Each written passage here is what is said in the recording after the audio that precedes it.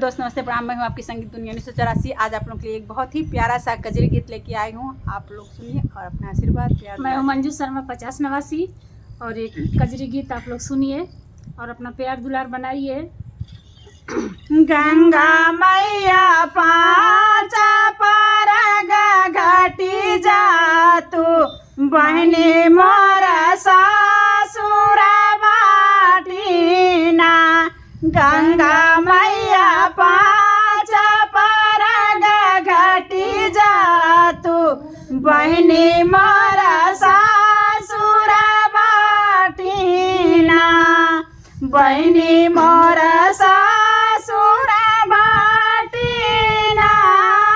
गंगा मैया पाँचा पर घाटी जा तू बहनी मोरा सासुर बाटीना।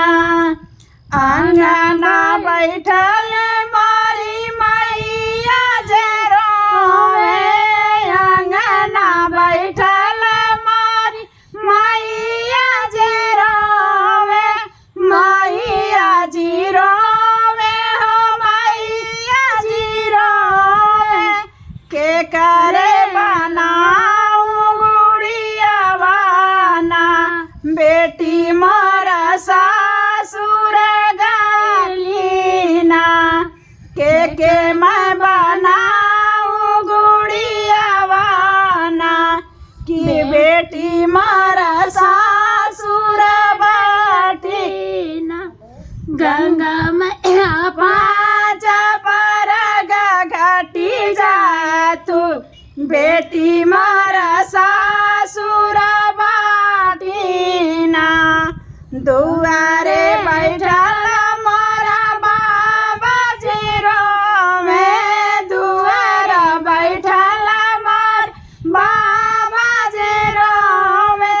बाबा जी रोवे हो बाबा जी रोवे। के डार मैं झूलुआवा बेटी मोरा सासुर बाटीना। के डालो मैं झूलुआवा बेटी मोरा सासुर बाटीना।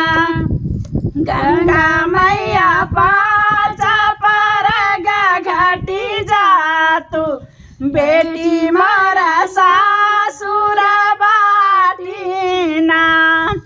अंगना बैठल मारी चाची जे रोवे।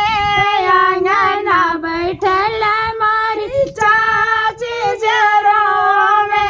चाची जे रोवे हो चाची जे रोवे।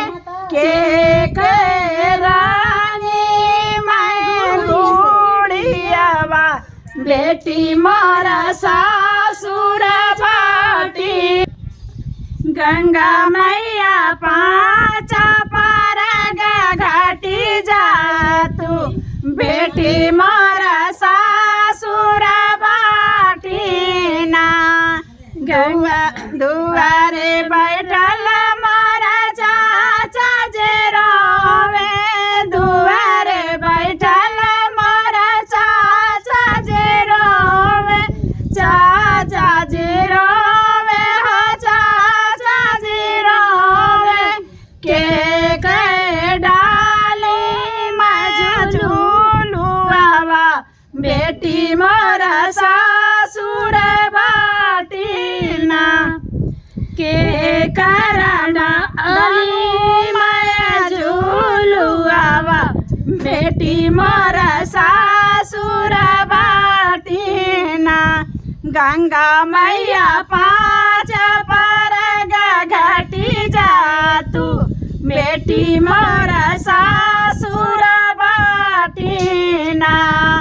राम रसोइया बैठे भाभी जे रोवे। राम रसोइया बैठी भाभी जे रोवे। भाभी जे रोचे हो भाभी जे सोचे।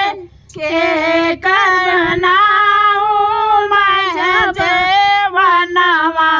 ननदी मोर सासुरना के कर मैं बनाऊं जवानावा ननदी मोर सासुर बाटीना गंगा मैया पाँच पर घटी जा तू बेटी मोर सासुर बाटीना दुआरे बैठल मोरा भैया जे रोवे